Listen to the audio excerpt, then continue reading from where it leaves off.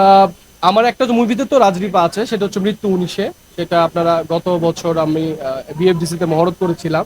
খুব ভালো একটা সিনেমা, এবং আমাদের দেশের গন্ডগোলের জন্য আর রিপার গেট আপটা চেঞ্জ করতে হবে। ওর মুক্তি সিনেমার জন্য আমি মুভিটা নিয়ে আগাতে পারছি না, বিকজ ওখানে আসলে রাজরিপার টোটালি চেঞ্জ।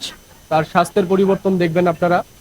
তো আশা করি ওটা আগামী বছর আমি শেষ করে রিলিজ দিব।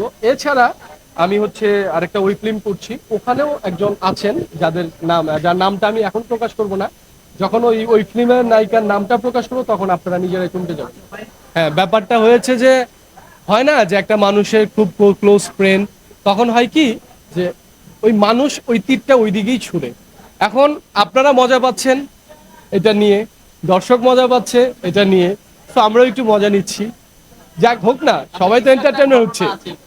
এটা যদি আপনারা ভাবেন তাহলে আছে, আর যদি আপনারা ভাবেন নাই তাহলে নাই। আমি আগেও বলেছি, আপনারা যদি ভেবে থাকেন যে এমন কিছু আছে তাহলে আছে।